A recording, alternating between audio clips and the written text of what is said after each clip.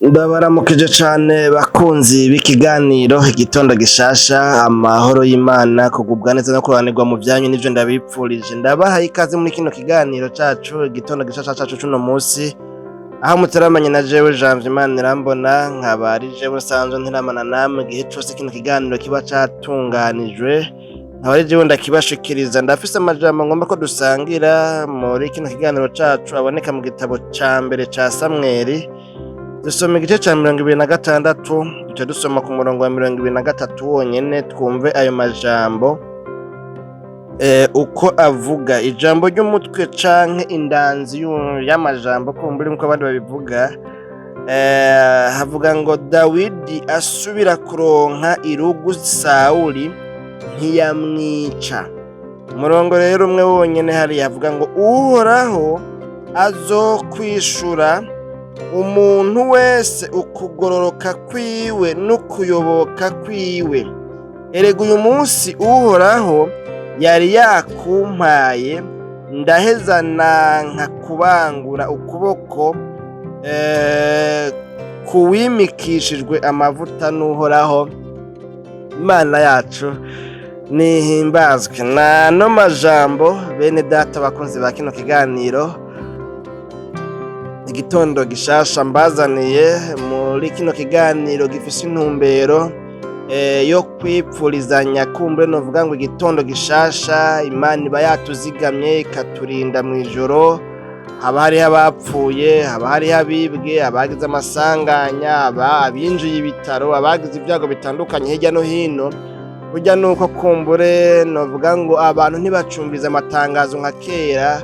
Nibuka nkiri umwana wasanga abo twabona bakuze ico gihe amatangazo ya 11:00 kuri radio nkuru y'igihugu bazinduka barumviriza abapfuye, ugasanga hari n'abapfuye uwo munsi kumbura itangazo rya parvenye gushika hakiri kare. Rero novuga ngo yaba haba amatohoza twobona yuko buba ari ubuntu twagiriwe. Ibyo sivyo ngomba kuzamwo kuko nta mwanya muremure wo kuzirora muri ibi na biriya, ahubwo nagomba ngo tugende directement muri rino jambo. Izi nkuru dusomye ni Dawidi nawe kino gihe novuga ngo yari mu bihe bitamworoheye, ahamwa arondegwa ngo yicwe n'umwami Sawuli. Kubera iki? Byari byamenyekanye ko ari wazosubirira Sawuli ku ngoma, kandi namwe muravyumva umuntu amenyekanye yuko ari wazoba umwami kandi uzosubirirwa nawe akiri ku ngoma, akiri mu mabanga. Kira noneho rero n'ikindi kintu cavyunyura, Dawidi agiye kuzosubirira umwami akiri mu mabanga, ntiyari uwo mu nda y'ingoma, ntiyari uwo mu nda y'uwo mwami. Urumva yuko rero vyanka vyakunda narijya kumbure nkuko tuvyumva ubutegetsi buryoha bitoroshe kuburekura. Murumva yuko bitari vyoroshe yuko Sawuli yohanirwere Dawidi. Hanyuma rero ntituzirora mu vyo yamukoreye, amurondera ngo amwice, amutera amacumu wagirane. Ivyo vyose turabisimbye, mugabo ngaha tubonye ngo Dawidi yari yaronse akaryo k'ingene ashobora kuba yo kwica Sawuli. Sawuli umwansi wa Dawidi, birakunze Dawidi aronse akaryo k'ingene yomwihora. Ariko mugabo Dawidi kubera ko yagororokera Imana, kubera yuko yubaha Imana, kubera yuko yarazi neza yuko Sawuli naho azokurwaho Dawidi akaba ari wasubira ku ngoma, yavuga ngo ubu butegetsi nasezeraniwe, nemerewe, naramaze no gusukwa kw'amavuta y'ikimenyetso c'uko nzoba umwami, ariko sije nkwiye kumukuraho. Imana yonyine nikwiye kumwikuriraho, jewe sinzoharanira ngo ndabiprecipitate ndavyihutisha. Muri kino gihe ndizera neza nakekeranya hamwe umuntu yomenya ngo ni wazoba president yohava arondera uburyo bwose bwo guca kubita kudeta, ngira ngo uhari nimba yorondera uburyo bwo kuba muhayishano bamuhasemo ya palya. Ubu numva ngo bashobora no kwirungika mu muyaga, ukazamva ngo agwaye ngo bamutoye ishano ryo mu muyaga.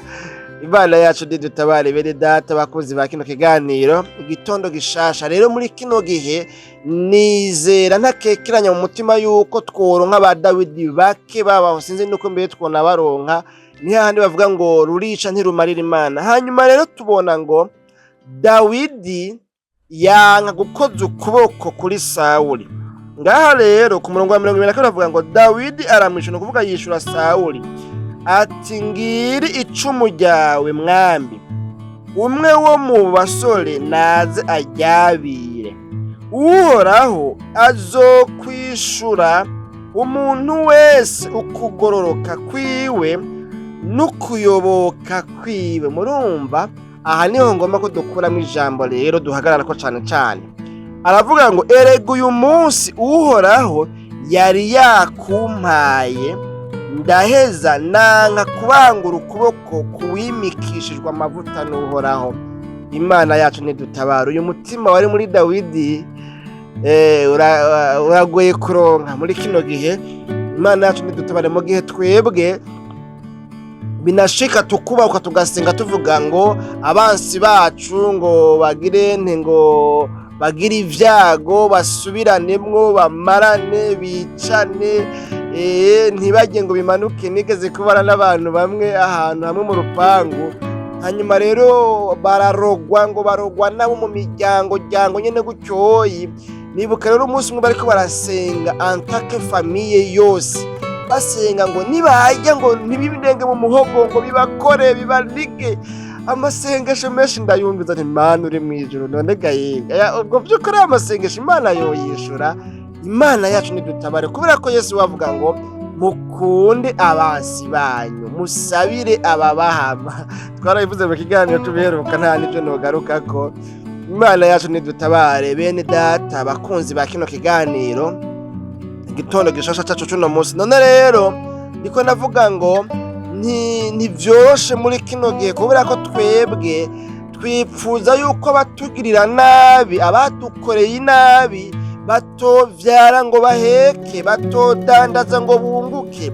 Tugomba yuko imodoka zobagonga, tubasengera amasengesho adashoboka, ugasanga dufise inzigo, dufise urwango rumwe novuga ngo runuka. Imana yacu nidutabare. Ariko Dawidi ngaha naho yari yaronsa akaryo ko kwihora umwansi wiwe Sawuli, yaravuze ngo sinshobora kubahuka, uyu muntu ni Imana yamushizeho, ni Imana izomwikuriraho, si jewe ndamukuraho.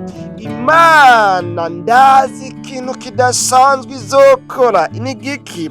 Uhoraho azokwishura umuntu wese ukugororoka kwiwe n'ukuyoboka kwiwe. Imana yacu nidutabare bene data bakunzi ba kino kiganiro igitondo gishasha. Nano majambo kandi icoma kakubera amajambo adasanzwe, ukaba uzi ngo nta mpamvu yo kwihora, nta mpamvu yo kugendana inzigo, nta mpamvu yo kugendana umujinya kubakugiriye nabi, ngo wumve umenga haciye woturira, kuko guhora no kw'Imana. Imana yacu nidutabare. Imana izogerera umuntu wese, izokwishura umwe wese, umuntu wese ibihwanye no kugororoka yagize. Imana yacu nidutabare.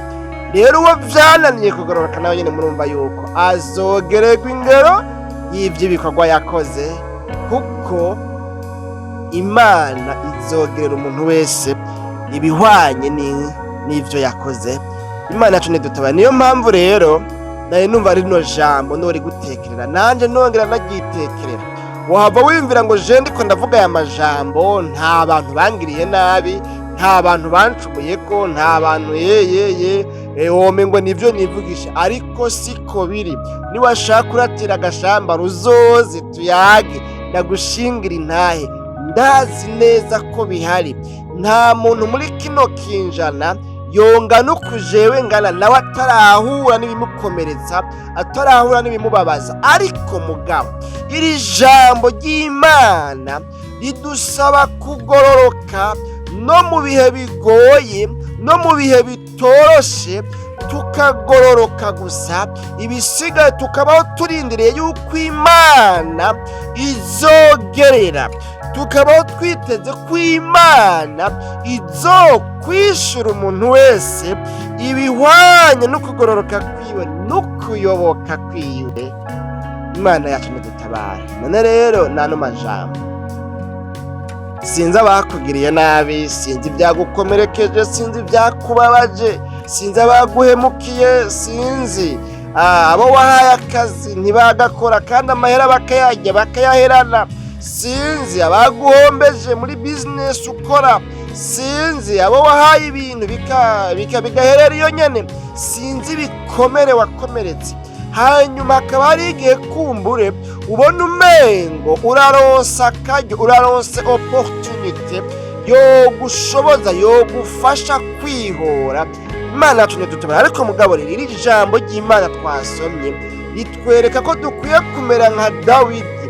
Asangwa Dawidi yarabishoboye kandi yari umuntu nawe nyene w'inyama n'amaraso, bacumisa imbugita nawe yari kuhava amaraso nk'ayo twova, yarababara, yari umuntu afise ibigumbagumba, nawe nyene akomereka kumva ko yakomeretse.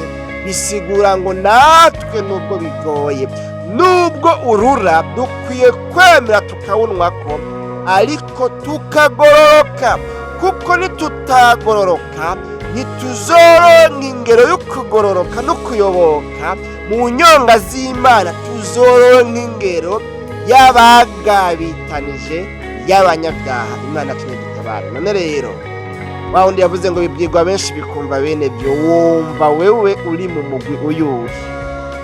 Birashoboka ko iri jambo rije ritumbereye wewe nyene, kandi nawe uri mu bihe nk'ivyo nyene, ukaba wari wumva umengo nawe wokora ikintu, kubera ko uguheneye nawe ntumuhenere, cuheraheza nawe nturi mutongo ube gito. Urazi ingene baca baheraheza, woca umengo yobakujanye, yokugaya, ibintu nyene nk'ivyo. Imana yacu nidutabara. Ariko mugabo, shishikara ugororoke, shishikara wihangane, shishikara usenga Imana, shishikara wubaha Imana, bandanya ukugororoka kwawe, kuko uhoraho Imana azokwishura ibihwanye no kugororoka kwawe wagize hamwe no kuyoboka kwawe.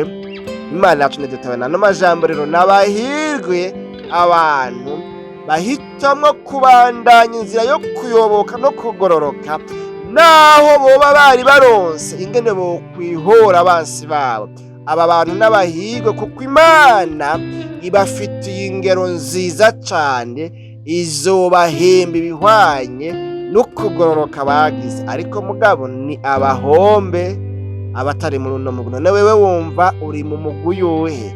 Ryari iri jambo naye numva twohanurana ko, kandi nizera ko wamaze kumva umugwi wewe uherereyemo. Tuguma dusenga Imana. Niwasanga uri umutsindwa, ugasanga wewe nk'ibi Dawidi yagize ntavyo wokora, ntavyo woshobora, nakwinginga kubwira Imana ngo Mana babarira ngwize ko imbabazi, amaraso yamboneke kunyeza intunganye. Nipfuza kugira umutima nk'uyu wa Dawidi bikananira, ariko ku bwawe birashoboka. Pawulo yavuze ngo nshobozwa byose n'uwumpa inkomezi. Nanje niwampa inkomezi birashoboka. Niwabwira Imana gutyo bica bigenda neza kandi bica bishoboka. Ni hano tugarukije kino kiganiro. Tuzosubira mu kiganiro igitondo gishasha c'ubutaha, canke mu biganiro bindi dusanzwe tubashikiriza, ca kiganiro yaga muganga, ikiganiro tuno n'utundi, canke umutsima w'ubugingo. Mwami Yesu nyaguhora ku ngoma, tugushimiye cane ku bw'ano majambo twumvise. Imbabazi zawe ziboneke ku muntu wese yemeye kwatura, avugishije akanwa kiwe n'umutima wiwe, akavuga ngo jewe nsanze ndi umutsindwa ku bwa rino jambo. None ngwiza ko imbabazi, ndipfuza kugira umutima nk'uyu wa Dawidi, kuko jewe ndumva ko umwansi wanje ndinze ndamuronka irugu, ntomugisha, ntomurekura, numva noce ndamuguguna amenyo yo kwizosi.